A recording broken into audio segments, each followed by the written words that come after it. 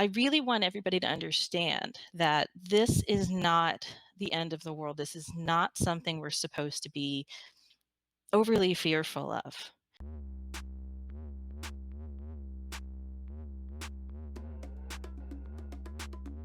Hey, welcome to the Moose Bouge of YouTube.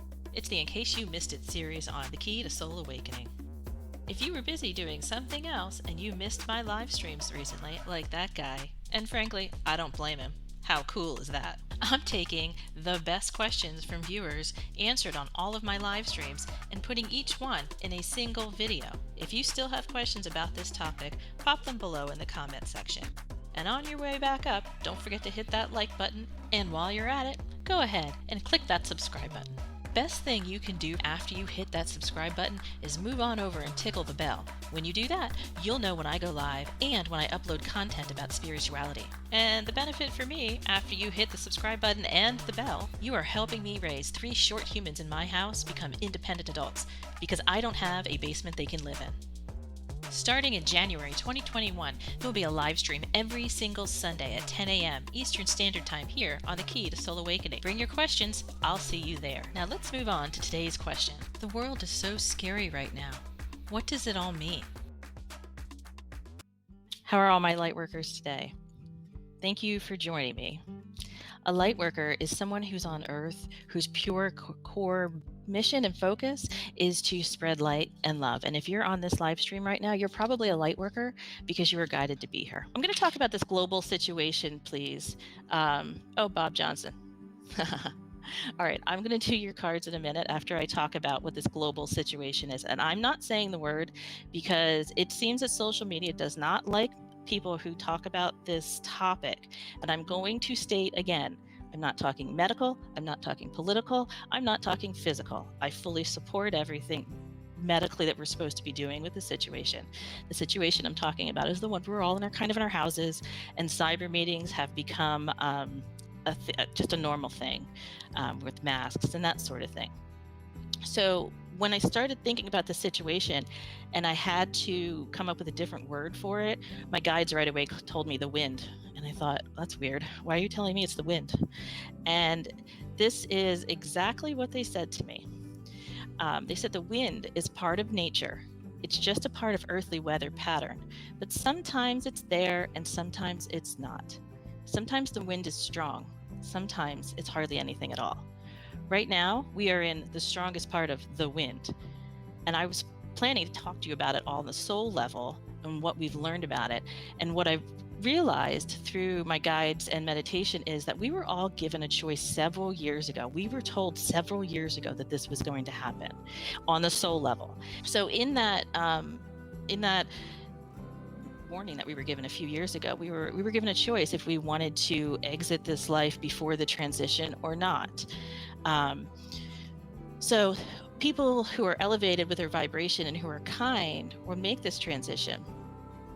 But many souls, since the question of the wind arriving, chose to leave this life and go elsewhere for whatever reason they chose. We don't judge that. But what we fear is going to come to us. So the main lesson in this whole concept of the wind is that we should not be fearing it. It's just here. And it's here to transition us into a different earth, one that's more loving and one that's more unconditional loving, that sort of thing. Because that is our main lesson here on earth, is that we're supposed to be learning unconditional love. And if we look around on the planet, do you think that's really happening? I mean, how many of us look at all these situations that are going on and think, why are they getting so upset? Why are they fighting? Why does that bad thing happen? It really has to do with these lessons that we're supposed to be learning. And it's so much easier to go into the polarity of thinking, the negative thinking. By polarity, I mean one side or the other. So, and you can pick any country in the world and there's polarity. Any topic, there's polarity. The lesson we're learning here, in addition with the wind, with fear, in the large sense on earth, is how to live with unconditional love.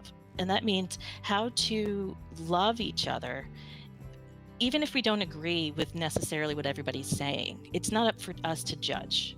Yeah, and I learned this a lot. I mean, growing up Catholic, I learned this lesson big time when I learned about abortion, because as Catholics, we were told, abortion's a sin. And I kept thinking, like, it can't be, a sin, because there's so many different reasons that it might be necessary. But when I learned about it on a soul level, where the soul of the mother and the soul of this child both needed to learn something, that we don't judge. Like, it's not up for us to judge. They're on their own path. So abortion's a really great topic for me to discuss with polarity, because I completely came to the middle, where I don't judge anybody anymore with that, because I don't know what their lessons are. So if we get back to the wind, when you fear something, it comes to you. And I think that's what we've been seeing in 2020, is where everybody is just so massively afraid of this wind that it keeps growing and growing and growing. And that's the law of attraction. That's what's happening, is that everyone's so panicked. Now, I'm not saying it's not real.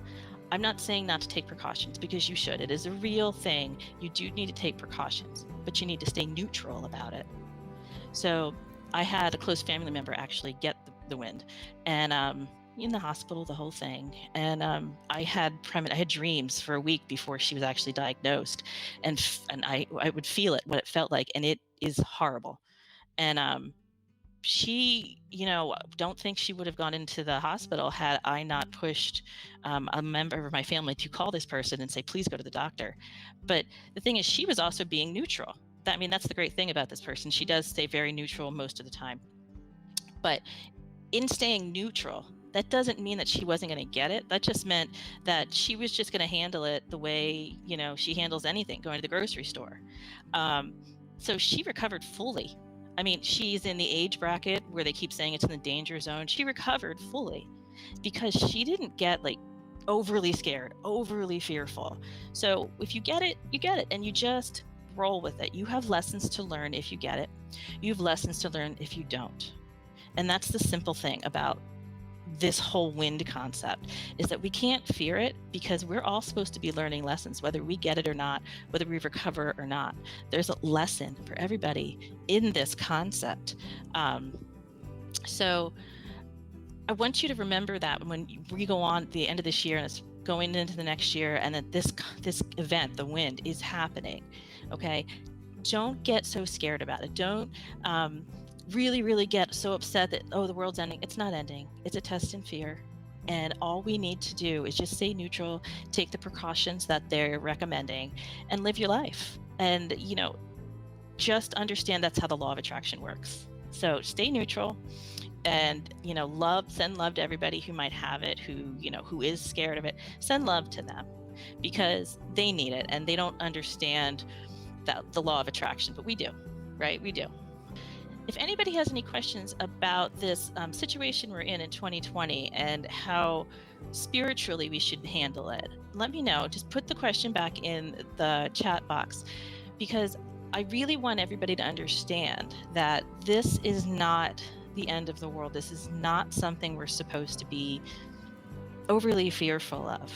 It's just something else that's happening.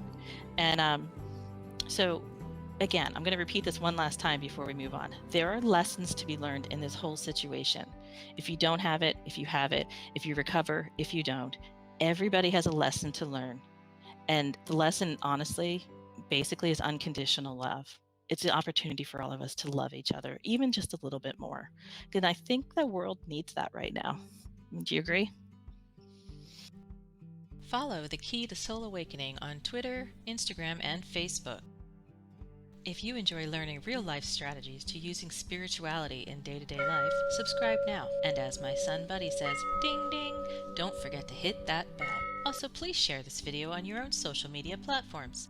The wider my net is, the more people I can reach to help them find their way to happiness. Thank you for helping me.